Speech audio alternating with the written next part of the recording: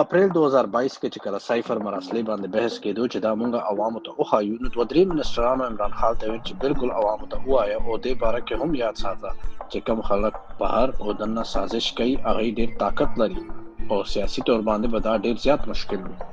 د عمران خان صاحب جواب هم هغه و چې کوم تاسو سوچ کولی شئ. هغه ویل چې طاقت والا صرف زموږ یو الله دی او الله ته پته ده چې ځان باندې زه مشکل اچوم، خو صرف خپل قوم او د ملک لپاره دا مشکل ځان باندې اچوم. عمران خان ویل چې الله تعالی به زما مدد کوي.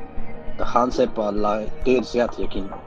صرف په الله یقین نه و، هغه دا هم سوچو چې عمران خان چې کوم سوچ پاکستان باره کې لري، هغه سوچ د پاکستان آزادۍ لپاره د پاکستان ادارې هم لري او دا ادارې چې کوم دا سوچ لري د هغوی ډیوټي هم دا ده چې هغوی پاکستان آزادۍ لپاره ودرېږي. چې کله ما عمران خان نه تپوس وکړو نو د هغه جواب ما ته هم دا و. بس هغه ورځ نه زما دعا دا وه چې الله تعالی د خان صاحب دا خبره رښتیا کړي چې زموږ ادارې هم هغه شانتې ودرېږي څنګه چې عمران خان ولاړ دی د پاکستان آزادۍ لپاره. چې کله اسرائیل تسلیمېدو والا خبره کېده نو هغې حواله سره د هم د عمران خان دا سوچ د پاکستان ټول ادارې به هغه په شانتې پاکستان آئین سره به ودرېږي. او بیا ما هم خپل په ویلاګ کې دا ذکر کولو چې رژیم چینج آپریشن نه پس به موږ دهشتګردۍ باندې په یوکرین باندې او د اسرائیل باندې نظر ساتو. د دهشتګردۍ باره کې خو تاسو ټول وکتل چې موږ خپل اواز اوچت کو نو دوی تردید وکړو، خو هغې نه باوجود هم موږ خپل جنازې اوچتې کړې. په یوکرین باندې او په اسرائیل باندې به تاسو د دې د نگران وزیر اعظم او د ټول کابینې او د وزیرانو بیان به کتلی وي چې دوی چرته ولاړ دي.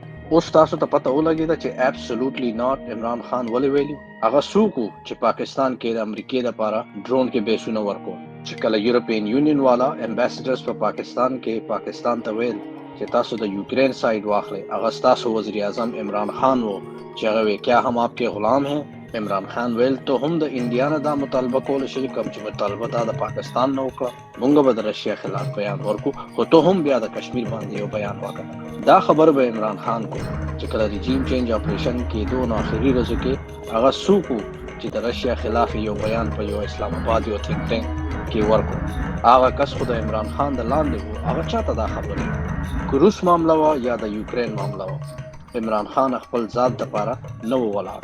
هغه د ملک مشر و، هغه د ریاست په مشورو باندې چلېده، خو هغه څوک و چې خپل ذات دپاره خپل ملک ته عزت په داو باندې ولګولو. اوس هم چاته شک شته چې د ملک مشر عمران خان په ملا کې چا خنجر والی و غیر ملکی طاقتونو دپاره. نن عمران خان په جیل کې دی هم د هغوی د لاسه. نن تاسو رژیم چینج آپریشن خپل سترګو سره کتلی، ځکه خو ټول نن چوپ دي چې څوک په پیله ظلم باره کې ډېرې خبرې کولې، نن بالکل هېڅ هم نه و. چېرته لاړل د هغه جمهوریت او انساني حقوق والا کسان؟ مشر خو هغه کس و چې ستاسو ازادۍ دپاره خپل حکومت قربان، خو اوس داسې لګي چې خپل ځان هم قربان ہے. आजादी की जंग में अपनी लीडर इमरान खान के साथ खड़े रहोगे, डट के खड़े रहोगे.